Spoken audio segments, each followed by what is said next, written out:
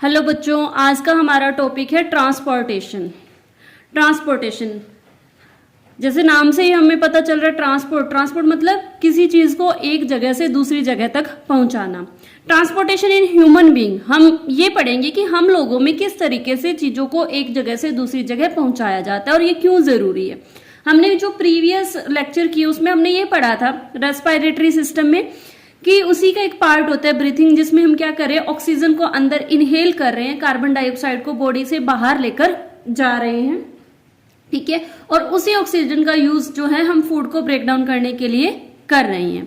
तो अब जो ऑक्सीजन है वो आपने ये पढ़ा था कहाँ पर पहुंची थी, लंग्स के पास। क्या सिर्फ लंग्स को ऑक्सीजन की जरूरत होती है? नहीं, जो ऑक्सीजन है उसको तो अलग अलग सेल्स को जरूरत पड़ेगी फूड को ब्रेक डाउन करने के लिए, ताकि उससे वो क्या ले सके, एनर्जी ले सके। सेम ऐसा ही हमने ये पढ़ा था डाइजेस्टिव सिस्टम में, जो कि न्यूट्रिशन वाले टॉपिक में, कि फूड जब ब्रेक डाउन हो गया तो उससे एनर्जी रिलीज हुई। क्या जो एनर्जी माइटोकॉन्ड्रिया में रिलीज हुई वो सिर्फ माइटोकॉन्ड्रिया को ही चाहिए? बाकी जो डिफरेंट ऑर्गेनलीज हैं सेल की, उनको भी वो एनर्जी चाहिए, तो उसको भी क्या किया जाएगा, ट्रांसपोर्ट किया जाएगा, एक जगह से दूसरी जगह पहुंचाया जाएगा। तो इसलिए जो ट्रांसपोर्टेशन है वो हमारे शरीर में बहुत जरूरी है। अगर हम ट्रांसपोर्टेशन की बात करें तो 3 पार्ट्स में हम इसको डिवाइड कर सकते हैं। एक हम इसमें पढ़ेंगे ब्लड के बारे में, दूसरा हम इसमें पढ़ेंगे ब्लड वेसल्स का क्या रोल है, और तीसरा है इसमें हमारे हार्ट का क्या रोल है। इसको आप सर्कुलेटरी सिस्टम भी बोल सकते हो। सर्कुलेटरी सिस्टम क्यों बोलेंगे? क्योंकि इसमें ब्लड जो है वो क्या करवाया जा रहा है, सर्कुलेट करवाया जा रहा है पूरी बॉडी के अंदर। तो अब अगर हम ब्लड की बात करते हैं, ब्लड 2 चीजों से मिलकर बनता है, प्लाज्मा प्लस सेल्स। जो प्लाज्मा है वो आपके ब्लड का 55% बनाता है और जो सेल्स हैं वो 45%। प्लाज्मा में क्या होता है, प्लाज्मा में मोस्टली 90% जो होता है वो वाटर होता है। बाकी कुछ जो प्रोटीन्स हैं जो ब्लड क्लॉटिंग में हेल्प वगैरह करते हैं वो प्रोटीन इसमें पाए जाते हैं, और कुछ बेसिक साल्ट्स, न्यूट्रिएंट वगैरह, ये सारी चीजें आपके जो ब्लड प्लाज्मा है उसमें अवेलेबल होती हैं। सेल्स की बात करें तो 3 तरह की जो सेल्स हैं वो पाई जाती है। कौन कौन सी? Red blood cells, white blood cells और प्लेटलेट्स। इन तीनों के अपने अपने फंक्शन है। रेड ब्लड सेल्स, इनका सबसे मेन फंक्शन क्या है कि आपके जो ब्लड का कलर है वो रेड क्यों होता है, वो इन्हीं रेड ब्लड सेल्स की वजह से होता है। जो ये रेड ब्लड सेल्स है ये इस तरीके की बाइकनकेव शेप होती है। इसमें जैसे आपने लास्ट चैप्टर में पढ़ा होगा 9th क्लास में सेल्स के बारे में, कि जो सेल्स होती हैं उसमें अलग अलग ऑर्गेनलीज पाई जाती हैं, ठीक है। उसमें माइटोकॉन्ड्रिया भी होता है, उसमें आपकी अलग अलग एंडोप्लाज्मिक रेटिकुलम, लाइजोसोम, राइबोसोम, ये सारी ऑर्गेनलीज पाई जाती हैं। लेकिन जो रेड ब्लड सेल्स है इसके अंदर ना तो न्यूक्लियस होता, ना ही कोई और ऑर्गेनलीज होती। इसमें सारा का सारा क्या पाया जाता है, सिर्फ और सिर्फ क्या है, हीमोग्लोबिन। ये एक हीमोग्लोबिन का बैग है जो सिर्फ और सिर्फ इसमें हीमोग्लोबिन भरा हुआ होता है। अब क्योंकि इसमें हीमोग्लोबिन पाया जाता है, और ये जो हीमोग्लोबिन है इसमें क्या प्रेजेंट है, इसमें आपका आयरन पाया जाता है, और इसी आयरन की वजह से आपकी जो ब्लड का कलर है वो कैसा होता है, रेड होता है। तो मेन जो आपके ब्लड को कलर प्रोवाइड करवाती है वो कौन सी सेल है, रेड ब्लड सेल्स। दूसरी वही बात करते हैं WBC की, इनको आप सोल्जर सेल्स भी बोल सकते हो। क्यों? क्योंकि ये हमारे शरीर में आने वाले बहुत से हार्मफुल जो फॉर्जन पार्टिकल्स होते हैं जो आपकी बॉडी को नुकसान पहुंचा सकते हैं, उनको ये खत्म करने का काम करते हैं। थर्ड है प्लेटलेट्स। प्लेटलेट्स को थ्रोम्बोसाइट भी बोला जाता है। इनको थ्रोम्बोसाइट क्यों बोला जाता है? क्योंकि ये एक तरह के ब्लड क्लॉटिंग में हेल्प करवाती है। जब भी आपको चोट वगैरह लगती है तो ये कुछ केमिकल्स रिलीज करती हैं, जिसकी वजह से आपका जो खून है वो आना बंद हो जाता है और ब्लड क्लॉट हो जाता है। ब्लड हमारी बॉडी का बहुत इंपॉर्टेंट पार्ट है। क्यों? क्योंकि जो ब्लड है वो बहुत सी चीजों को ट्रांसपोर्ट करता है, जैसे कि फूड, ऑक्सीजन, वेस्ट मटेरियल, इन सबको एक जगह से दूसरी जगह ये पहुंचाने का काम करता है। जो ब्लड है वो 9th क्लास में आप पढ़ चुके हो, एक कनेक्टिव टिश्यू है, ठीक है। कनेक्टिव टिश्यू क्यों बोला गया? क्योंकि ये एक बॉडी पार्ट को दूसरे बॉडी पार्ट से कनेक्ट करने का काम करता है। ब्लड जो है उसमें जो फ्लूइड पाया जाता है, जो आपका ब्लड निकलता है उसमें जो आपको फ्लूइड दिखाई देता है उसको आप क्या बोलते हैं? प्लाज्मा बोलते हैं। और इसी प्लाज्मा के अंदर जो अलग अलग 3 तरह की सेल्स जो हैं वो पाई जाती हैं।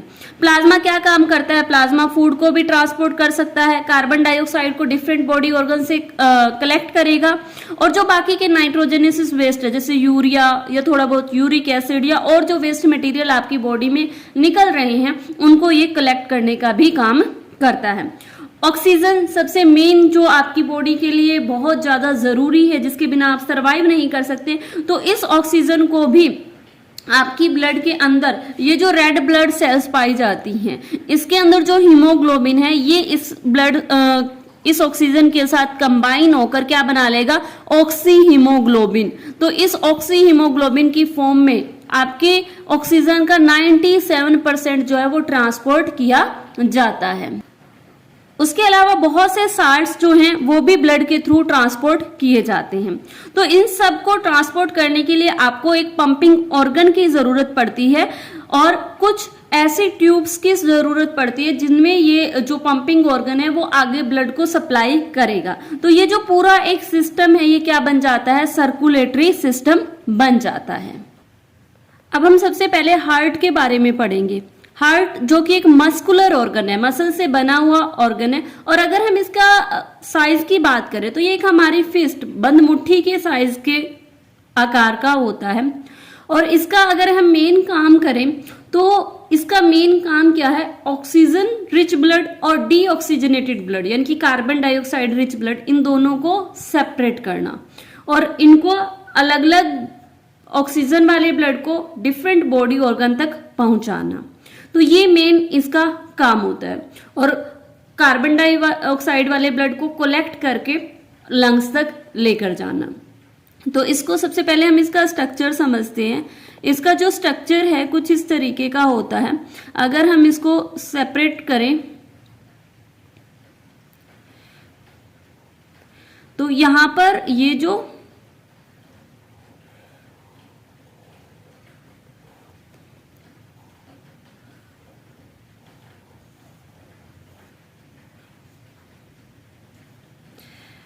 ऊपर वाला पोर्शन है इसको हम बोलेंगे राइट एटीरियम। सबसे पहले हम हार्ट को 4 भागों में बांटते हैं। हार्ट जो है हमारा वो कितने चैम्बर्ड होता है? 4 चैम्बर्ड होता है। इसमें क्या है? 2 आपके होंगे एटीरियम या ऑरिकल और 2 होंगे आपके वेंट्रिकल। 4 इसके पार्ट होते हैं। अपर वाला जो पोर्शन है ये ऊपर वाला, इसको आप बोलते हो एटीरियम या ऑरिकल, और जो नीचे वाला पोर्शन है इसको आप बोलोगे वेंट्रिकल। फिर इनको लेफ्ट और राइट साइड में डिफरेंशिएट किया जाता है। ये जो है ये आपका है लेफ्ट एटीरियम और जो नीचे है वो है आपका left ventricle. Upper side right atrium and इधर होगा आपका राइट वेंट्रिकल। ठीक है, तो ये सबसे पहले हमें ये समझना होगा कि इसको जो हार्ट है इसको हमने 4 इक्वल पार्ट्स में हम इसको डिवाइड कर रहे हैं। अपर वाले पोर्शन को आप एटीरियम बोलोगे, नीचे वाले को आप क्या बोलोगे? वेंट्रिकल बोलोगे। तो अब यहाँ पर इसमें जो ब्लड है वो प्रॉपर मिक्स ना हो ऑक्सीजन और कार्बन डाइऑक्साइड वाला, तो यहाँ पर एक सेपरेशन होती है जो इसको मिक्सिंग होने से रोकता है। इसको हम बोलते हैं इंटर वेंट्रिकुलर सेप्टम। जो 2 वेंट्रिकल के बीच में सेपरेशन है इसको आप इंटरवेंट्रिकुलर सेप्टम बोल दोगे, और जो 2 ऑरिकल को सेपरेट कर रहा है इसको आप बोल दोगे इंटर ऑरिकुलर या एटीरियम सेप्टम भी आप इसको बोल सकते हो। ठीक है, तो यहां तक हमें समझ आ गया। अब यहां पर क्या है कि जो ब्लड है वो सबसे पहले क्या लेकर आएगा? ऑक्सीजन लेकर आएगा। कहां से लेकर आएगा? लंग्स से लेकर आएगा।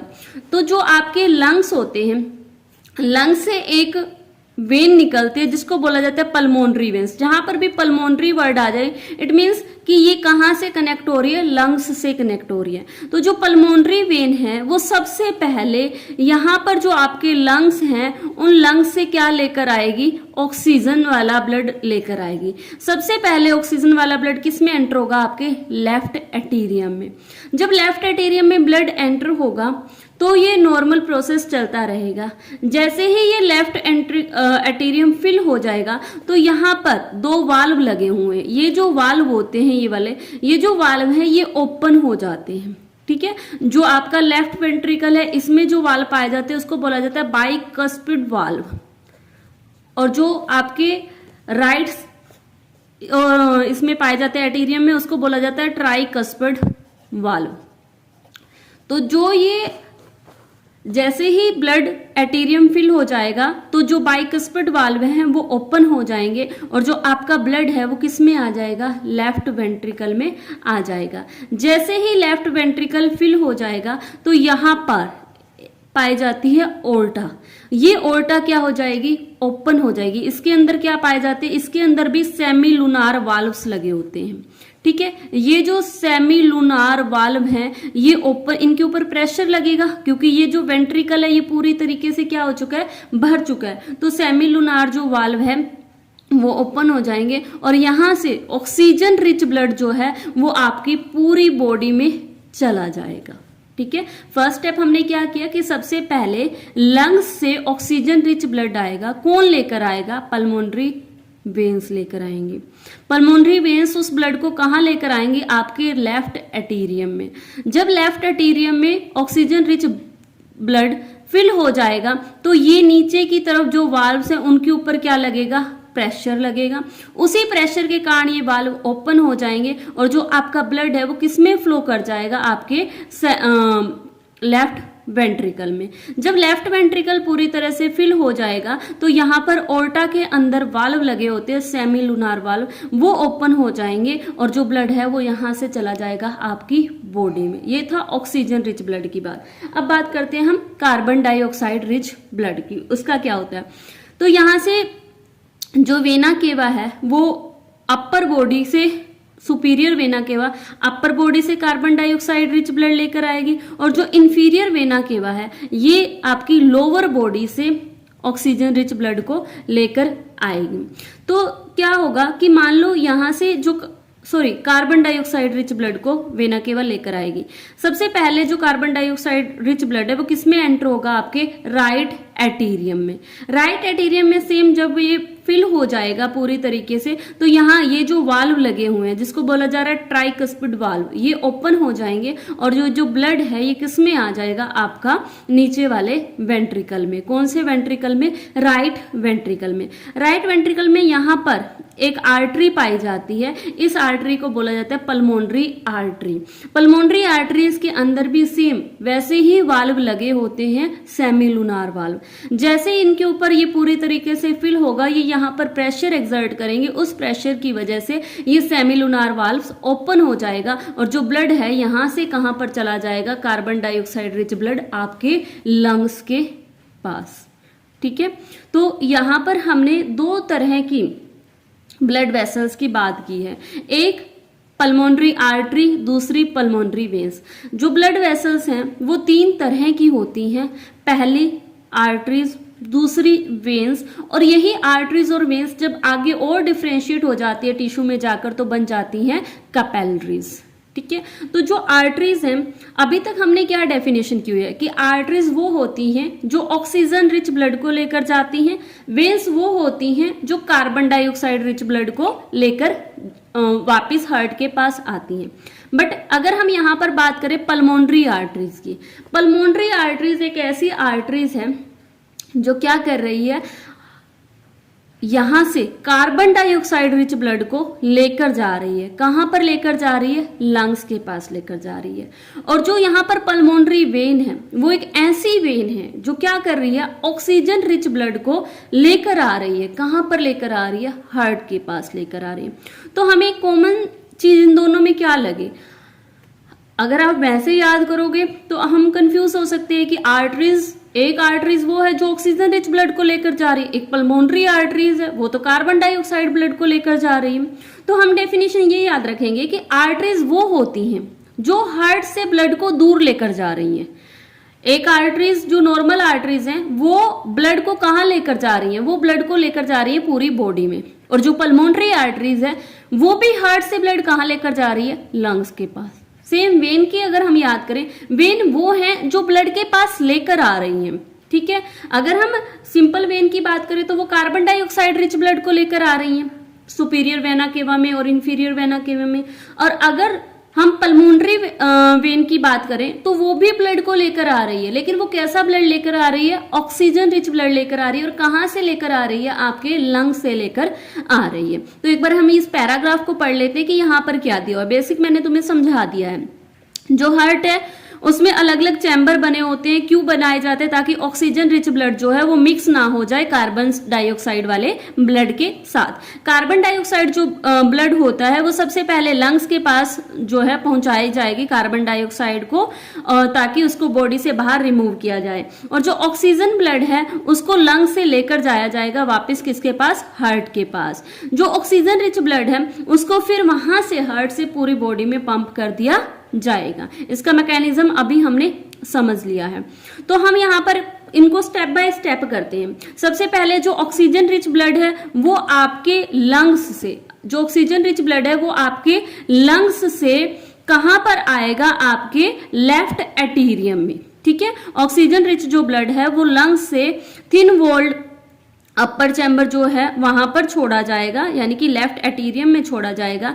फिर लेफ्ट एटीरियम से जब रिलैक्स होगा, यानी कि ये जब पूरी तरह से लेफ्ट एटीरियम भर जाएगा तो ये रिलैक्स हो जाएगा। और जब ये रिलैक्स होगा तो यहाँ पर क्या होंगे, बाइकस्पिड वाल्व ओपन हो जाएंगे और जो ब्लड है वो किस में आ जाएगा, आपके जो ब्लड है वो लेफ्ट वेंट्रिकल के अंदर आ जाएगा, ठीक है। और कॉन्ट्रैक्शन के बाद नेक्स्ट चैम्बर लेफ्ट वेंट्रिकल फिर से रिलैक्स होगा और फिर जो ब्लड है यहां से पूरी बॉडी में ट्रांसफर कर दिया जाएगा, ठीक है।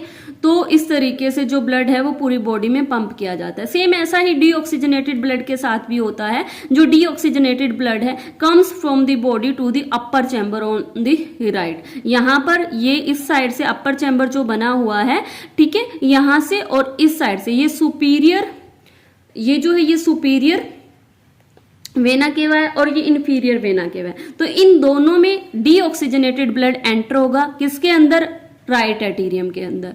जैसे ही ये राइट एटीरियम पूरी तरह से भर जाएगा तो इसके कारण क्या होगा, राइट एटीरियम जैसे भर जाएगा तो जो ब्लड है वो कहाँ आ जाएगा, आगे किसके ऊपर प्रेशर डालेगा, ट्राइकस्पिड वाल्व पर। ये वाल्व क्या होंगे, ओपन होंगे और इनके ओपन होने के कारण जो ब्लड है वो किस में एंटर हो जाएगा, वो ब्लड एंटर हो जाएगा आपके राइट वेंट्रिकल के अंदर। फिर जब ये राइट वेंट्रिकल फिर से पूरी तरीके से भर जाएगा तो ये प्रेशर किस पर डालेगा, पल्मोनरी आर्टरीज पर। फिर इसमें जो सेमिलुनार वाल्व है वो ओपन हो जाते हैं और उसके कारण क्या होगा, जो ब्लड है वो कहां पर पहुंचा दिया जाएगा, आपके लंग्स के पास पहुंचा दिया जाएगा।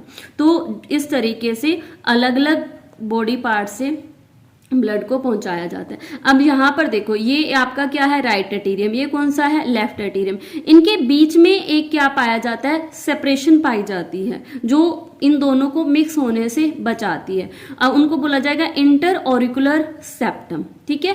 ठीक वैसे ही वेंट्रिकल के बीच में भी ये सेपरेशन है जो इनको मिक्स होने से बचाता है। इसको क्या बोला जाएगा, इंटर वेंट्रिकुलर सेप्टम। तो इस तरीके से जो वाल्व इनके अंदर लगे हुए होते हैं, जैसे ये बाइकस्पिड वाल्व है, ट्राइकस्पिड वाल्व है या सेमिलुनार वाल्व है, ये इस चीज को इंश्योर करते हैं कि जो ब्लड है वो बैकवर्ड डायरेक्शन में ना जाए जब भी एटीरियम या वेंट्रिकल कॉन्ट्रैक्ट हो।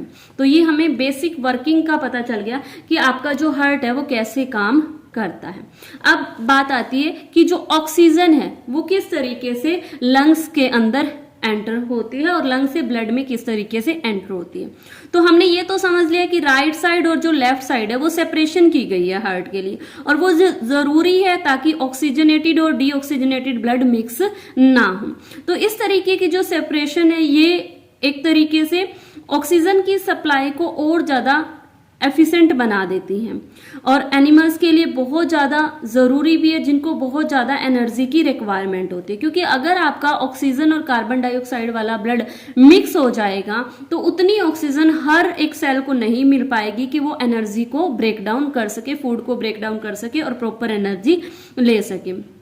तो इसीलिए जो एनिमल्स होते हैं वो पूरी एनर्जी का यूज नहीं कर पाएंगे अगर उनके पास ब्लड जो है वो प्योर नहीं पहुंचेगा ऑक्सीजन वाला। और उनका जो बॉडी टेम्परेचर है वो किसके ऊपर डिपेंड होता है, एनवायरनमेंट के टेम्परेचर के ऊपर। ऐसे एनिमल कौन से होते हैं, जैसे आपने देखा होगा सांप हो गए या मछली होगी, वो उनका जो बॉडी टेम्परेचर है वो एनवायरनमेंट पर डिपेंड करता है। अगर एनवायरनमेंट चेंज हुआ तो उनका बॉडी टेम्परेचर भी चेंज हो जाएगा। क्यों होता है ऐसा, क्योंकि उनका जो ब्लड है डीऑक्सीजनेटेड और ऑक्सीजनेटेड वो मिक्स हो जाता है, इसके कारण वो खुद के बॉडी टेम्परेचर को कंट्रोल नहीं कर पाते। लेकिन कुछ ऐसे हम लोग हैं, हमारे में क्या है कि प्रॉपर सेपरेशन है, तो इसलिए हम लोग जो है हमारा जो बॉडी टेम्परेचर है ये तो है नहीं कि सर्दियों में 37 डिग्री है तो गर्मियों में 40 डिग्री सेल्सियस हो जाएगा, वो सेम रहता है।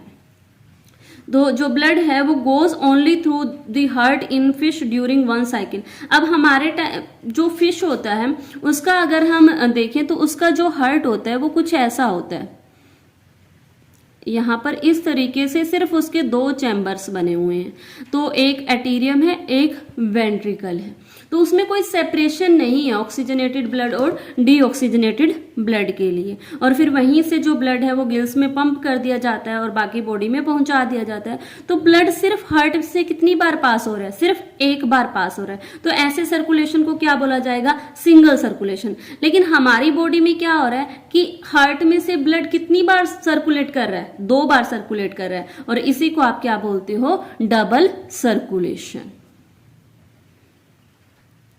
Next is tubes. किस तरीके की ट्यूब्स पाई जाती है, यानी कि ब्लड वेसल्स। तो अभी मैंने स्टार्टिंग में थोड़ा सा बताया था कि आर्टरीज और वेन्स 2 तरह की मेनली ब्लड वेसल्स होती हैं।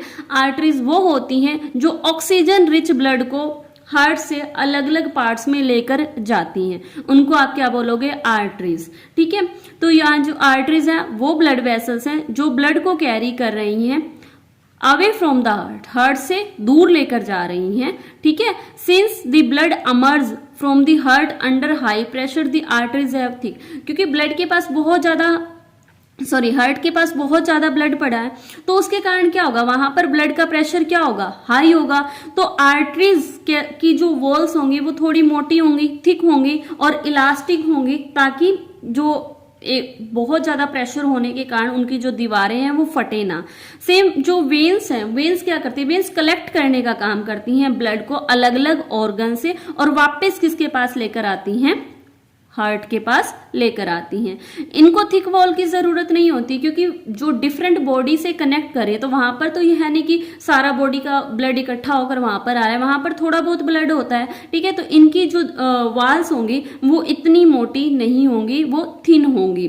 ठीक है, और instead they have valves that ensure that blood flow only in one direction. इनमें वाल्व्स लगे होते हैं ताकि जो डीऑक्सीजनेटेड ब्लड है वो वापस ना जाए, वो एक ही डायरेक्शन में जाए।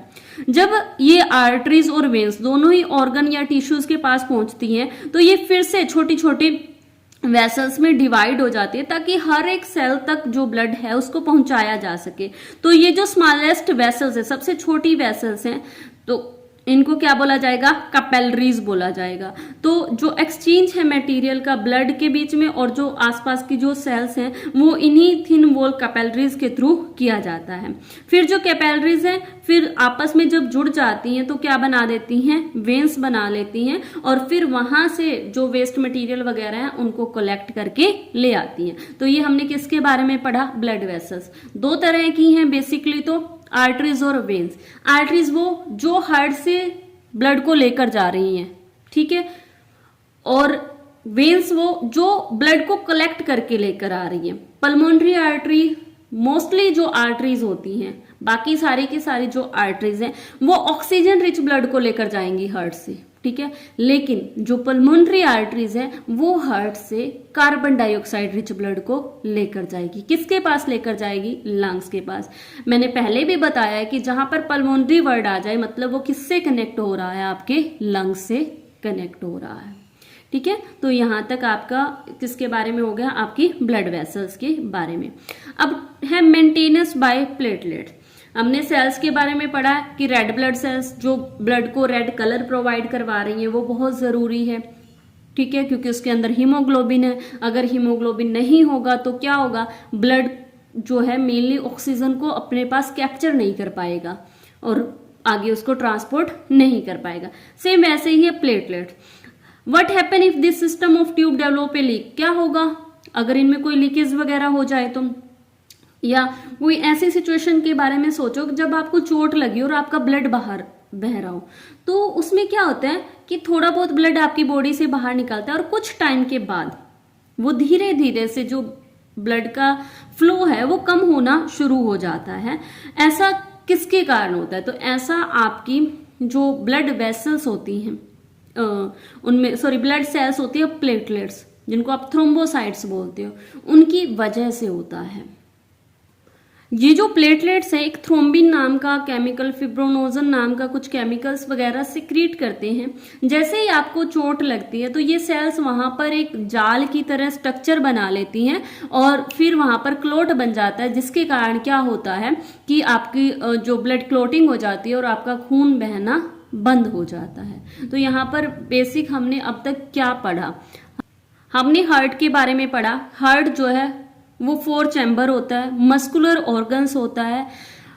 अपर चैम्बर्स को एटीरियम बोला जाता है, लोअर चैम्बर्स को वेंट्रिकल बोला जाता है। ठीक है, जो अपर चैम्बर्स हैं वो ब्लड को रिसीव करते हैं डिफरेंट ऑर्गन से, चाहे लंग से। अगर हम बात करते हैं सबसे इस साइड वाले लेफ्ट एटीरियम, ये कौन से ब्लड को रिसीव करेगा, ये ऑक्सीजनेटेड ब्लड को, ऑक्सीजन वाले ब्लड को रिसीव करेगा। कहां से करेगा, लंग से। कौन लेकर आएगा इसके पास, पल्मोनरी वेन। फिर यहां से जो ब्लड है लेफ्ट एटीरियम से होता हुआ लेफ्ट वेंट्रिकल, लेफ्ट वेंट्रिकल से होता हुआ ओर्टा की हेल्प से पूरी बॉडी में ये सर्कुलेट करवा दिया जाता है।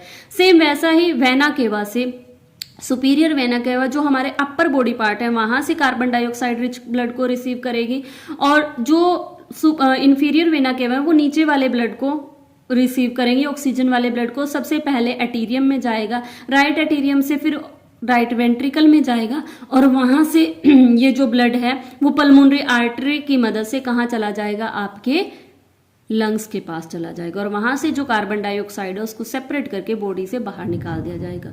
फिर हमने डबल सर्कुलेशन के बारे में पढ़ा कि देखो यहाँ पर ये आपके लंग्स हैं और यहाँ पर ये आपका हार्ट है। ये जो आपको डार्क रेड कलर दिखाई दे रहा है ये आपका शो कर रहा है ऑक्सीजनेटेड ब्लड को, और ये जो ब्लूइश कलर है ये आपका है कार्बन डाइऑक्साइड ब्लड को।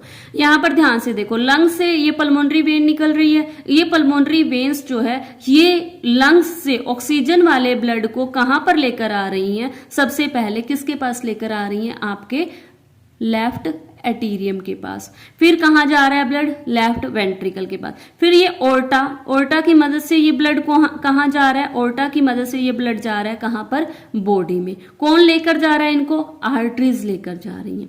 फिर ये आपके क्या दिखाए हुए हैं, टिश्यूज दिखाए हुए हैं। अब यहाँ पर क्या है, क्योंकि यहाँ पर ऑक्सीजन इन्होंने छोड़ दी, ऑक्सीजन जैसे ही यहाँ पर छोड़ी तो इसके बाद सेल्स ने पहले से भी ऑक्सीजन उनके पास होगी, उन्होंने कुछ ना कुछ वेस्ट भी बनाया होगा, कार्बन डाइऑक्साइड बनाया होगा, एनर्जी रिलीज की होगी। अब यहाँ पर जो टिश्यू के पास कार्बन डाइऑक्साइड है उस कार्बन डाइऑक्साइड को रिसीव किया जाएगा। ठीक है, इस कार्बन डाइऑक्साइड को ब्लड में मिक्स करके कहाँ पर लेकर जाया जा रहा है, वेन्स की मदद से बॉडी से कहाँ लेकर जाया जा रहा है, वेना केवा के पास। वेना केवा इसको कहाँ पर लेकर जा रही है, आपके राइट एटीरियम में। राइट एटीरियम से कहाँ जाएगा, राइट वेंट्रिकल से। राइट वेंट्रिकल से ये जो आपकी पल्मोनरी आर्टरीज है ये फिर से कहाँ लेकर जा रही है, आपके लंग्स के पास। तो यहाँ पर हार्ट के पास एक ही टाइम में 2 सर्कुलेशन हो रहे हैं, इधर से ये वाला और इधर से ये वाला, इसलिए इसको क्या बोला जाएगा, आपका डबल सर्कुलेशन। आपका ब्लड कैसे ट्रांसपोर्ट किया जाता है, तो ब्लड को ट्रांसपोर्ट करने के लिए, ऑक्सीजन और कार्बन डाइऑक्साइड को ट्रांसपोर्ट करने के लिए मेनली एक तो हमने हीमोग्लोबिन का पढ़ लिया कि जो हीमोग्लोबिन है वो ऑक्सी हीमोग्लोबिन बना लेता है, और उस फॉर्म में 97% जो आपका ब्लड है वो ऑक्सी हीमोग्लोबिन की फॉर्म में ट्रांसपोर्ट कर दिया जाता है। 3% जो बच जाता है वो प्लाज्मा में मिक्स होकर के जो ब्लड है वो उस ऑक्सीजन को लेकर जाता है। सेम वैसे ही जो कार्बन डाइऑक्साइड है उसको भी कुछ एक परसेंटेज बाइकार्बोनेट की